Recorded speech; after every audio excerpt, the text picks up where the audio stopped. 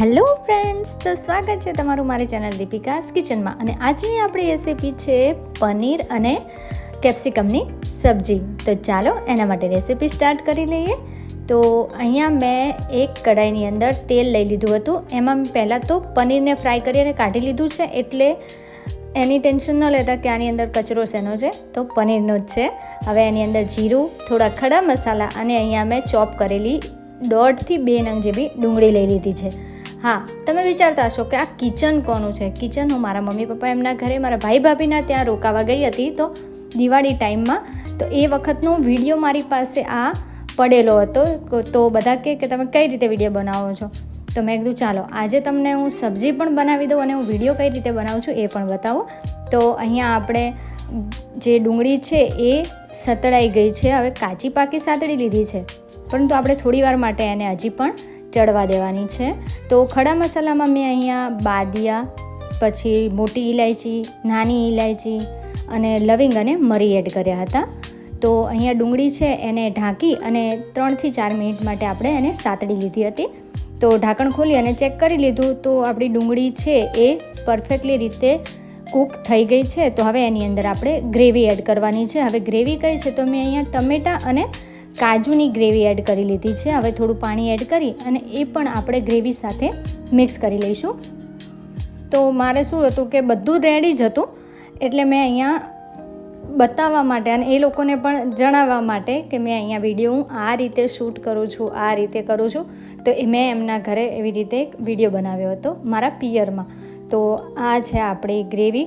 હવે એની અંદર આપણે મસાલા કરી લઈએ. તો સૌથી ધાણા જીરું એડ કર્યું હતું, હળદર, મરચું પાવડર, મીઠું અને થોડુંક ગરમ મસાલો એડ કર્યો હતો. હવે આ બધું સરસ રીતે મિક્સ થઈ ગયું. અને તમને ખબર જ છે કે આપણા ઘરના મસાલામાં અને કોઈ બીના ઘરે આપણે જઈએ તો થોડા મસાલામાં પણ ચેન્જ હોય, એટલે કલરમાં પણ થોડો ચેન્જ આવે છે. તો અહીંયા મેં આ બધા મસાલા એડ કરી, થોડુંક પાણી એડ કરી અને મિક્સ કરી લીધું છે. હવે આ સરસ રીતે ગ્રેવી છે એને આપણે ચડવા દેવાની છે. અને મને થોડો કલરમાં ફેર લાગતો હતો, તો મેં મમ્મીને પૂછ્યું કે કાશ્મીરી મરચું છે, તો કે હા છે. તો મેં કાશ્મીરી મરચું એડ કરી લીધું અને એના લીધે શું છે કે ગ્રેવીનો કલર એકદમ સુપર આવશે.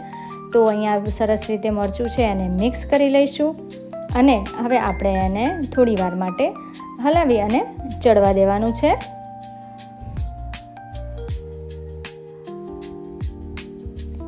તો અહીંયા આપણે એને ઢાંકી અને જ્યાં સુધી તેલ ઉપર ન આવે ત્યાં સુધી એને કૂક કરી લઈશું.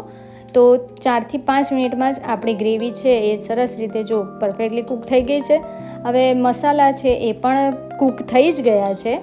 તો આ સ્ટેજ ઉપર આપણે એની અંદર કેપ્સિકમ હતા એ મેં સમારી લીધા હતા, તો એ એડ કરી લઈએ. અહીંયા મેં 2 નંગ કેપ્સિકમ લઈ લીધા છે અને આ રીતના મોટી સાઇઝના કટ કર્યા છે.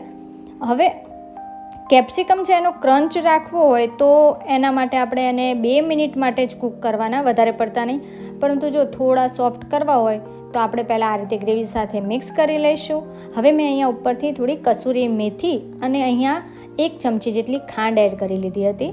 હવે શું છે કે એના લીધે બેલેન્સ થોડું થઈ જાય, કારણ કે છોકરાઓ પણ હતા ઘરમાં, બાળકો હતા, એ લોકોને પણ ખાવાની મજા આવે.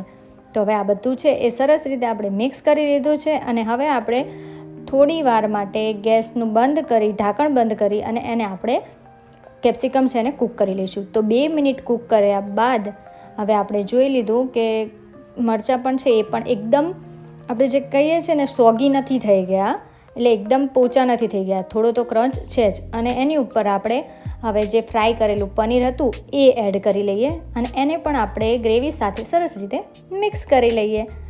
તો લાગે છે ને એકદમ ટેસ્ટી અને એકદમ સુપર એવું કેપ્સિકમ અને પનીરનું શાક. હવે એને આપણે ઢાંકી અને 2 જ મિનિટ માટે કૂક કરી લઈશું, જ્યાં સુધી આ રીતે તેલ ઉપર ના આવે. તો આ એકદમ પરફેક્ટલી આપણું કેપ્સિકમ પનીરનું શાક છે એ બની અને રેડી થઈ ગયું છે. તો હવે આપણે એને સર્વ કરી લઈશું.